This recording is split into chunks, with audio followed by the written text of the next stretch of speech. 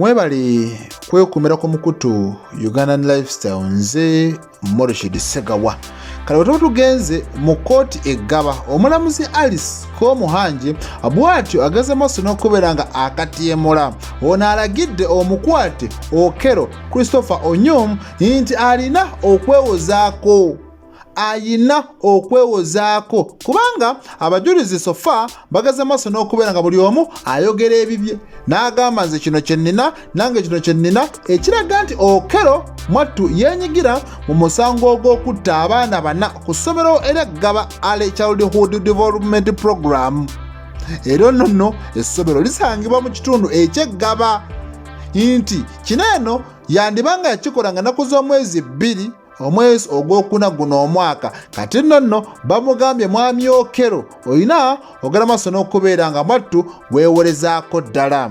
Kati oludda oluwaabi lwalugamba lufundikidde okuleeta obujulizi bwabwe bagamba fe obujulizi bwonna tubuleese kisigalidde eri kooti n'oludda omugala wange oluwalwabirwa ogala maso n'okubeera nga nalwo luwaayo okwewozaako kwalwo. Kati nno omugatte baleese abajulizi 18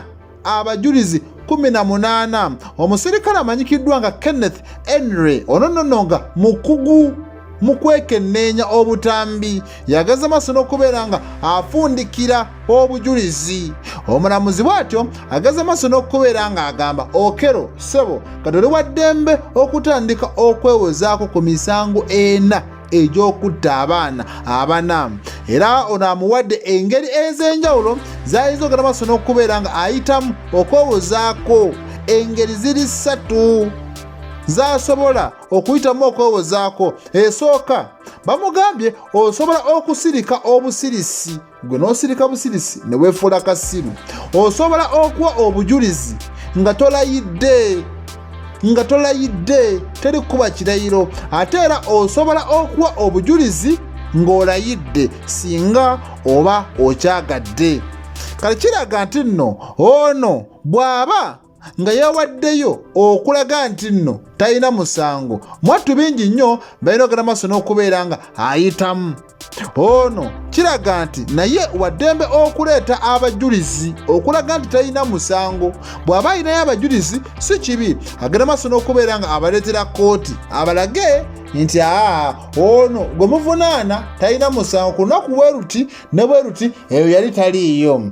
Wabula bw'aba talayidde kitegeeza agenda kubeera nga yeewozaako nga tabuuziddwa kibuuzo na kimu.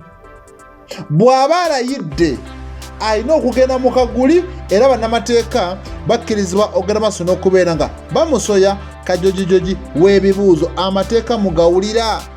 Abasinga obungi bagamba kati lwaki atumalira obudde, lwaki amala ebiseera, emisango balina ogimusingisa. Munnange demokurasi bw'atyo bw'abeera. Obujulizi bulina okuvaayo ensi n'etegeera buli muntu n'amatira nti omukulu ono yazza omusango oba teyaguzza. Kati olunaku olwaleero munnange omubaka omukyala ow'ekalangala Ellen Nakimuli lwagenda okuziikibwa oba lwaziikiddwa. Ono ensi omubiri gwe gugivaako olunaku olwaleero agenda kwebakira eringi. Bamuziise ku bijja by'abajjajjaabe mu disitulikiti ey'e Luweero. Kibi nnyo, kibi ddala ekyatuukawo naye munnange Katonda yawa ate era yajjawo.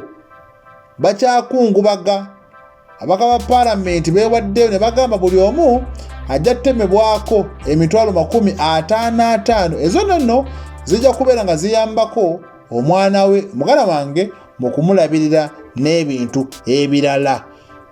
Ensonga bwe zityo osagala maso n'okubeera nga zongera okutambula.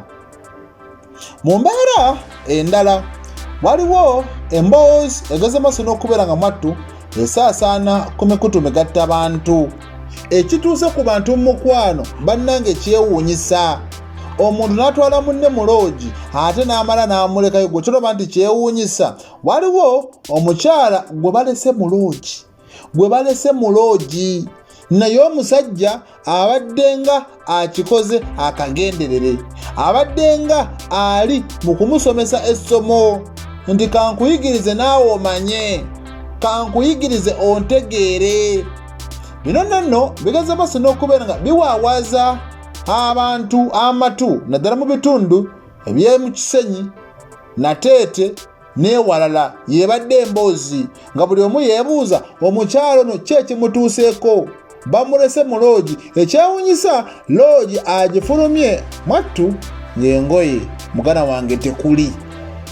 Kati gwe tuula kalira ze ntandike okuseseetulira emboozi eno, byonna ogende maaso n'okubeera ng'obitegeera. Mutera okulaba mu bitundu eby'enjawulo omuntu n'ajja mu sitenseni mbwazze kweyambulula. Mumanyi kye bayita okweyambulula? Wagenza ow'omusawo amugambye olina kukola bwoti ne bwoti ne bwoti, ekizibu ky'olina kikuggweko, genda mu masaŋŋanzira. Abamu bamugamba genda mu masaŋŋanzira amasajja, amasaŋŋanzira amakazi. Buli omu kyebabeera bamugambye, amwattu abamu kibagenderako. N'atuuka n'ajjako engoye n'asuula eri, n'atandika okukunnumba, n'akwata ebiragalalagala mugana wange byabeera bamuwadde okusobola okulaba nga yeeyiira mbu yeeyambulula. Kati nno kino kigeze maaso n'okubeera nga era kituukawo mu disitulikiti ey'e Kampala. Ku guno omulundi tebibadde byakweyambulula, bino bibadde bya mukyala kuvaayo ng'ali bute. Baamulabye ng'ayingira n'omusajja atamanyikiddwa oba bbaabwe oba jjase babadde beeyagalako bweyagazi. Omusajja gye yayise teri n'omu yamulabye, naye mu kuyingira baamulabye. Mu kufuluma nkugambye teri n'omu yategedde we yayise. Kati bw'atyo yeeragala maaso n'okubeera ng'asigalayo, oba yasoose okubeera naye n'alaba nga teziggwayo, oba waliwo ekyatuuse. Omanyi oyinza okwagala omusajja w'omuntu oba omukazi w'omuntu, kumbe ayina kyeyamukola. Amaanyi ag'ekizikiza gye gali. Abantu baloga bannaabwe, abantu bakola bannaabwe ebikyamu. Mwattu abamu weesanga nga bifuuse supagulu, nga balina kukozesa biragalalagala okubatakkuluza. Abalala n'olaba nga waliwo embeera etali nnungi, oli n'agamba lwaki buli weŋŋendako ebbali amwattu bigaana okukola. Musajja mukulu agaana, tooyogere, toolaajane, teweewozeeko, kubanga oli yatippa. Kati nno Justin Nakibuuka yagaza maaso n'okubeera ng'asanga okusoomoozebwa okw'enjawulo.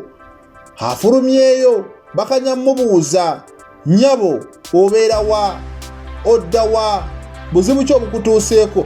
Ye ng'atambula butambuzi, ng'akunnumba bukunnumbi.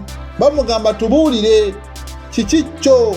Ababaddewo bagaza maaso n'okubeera nga mattu balunyumya nti otwamulabye ayingira n'omusajja munenenene muddugavu bw'atyo. Y'omusajja aliwa? Bagenza okwekebejja loogi mugana wange ng'omusajja tabangayo, naye nga y'omukyala atambula nga bwe yazaalibwa nga takyaswala. Oli agamba aliyagala ku bba wange aligwa eddalu. Abantu ebya Katonda abamu baabivaako.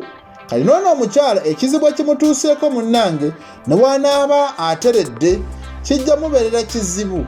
Justin Nakibuuka okugaba n'okukkiriza nti oyo yalabikidde mu katambi ng'ali buswa.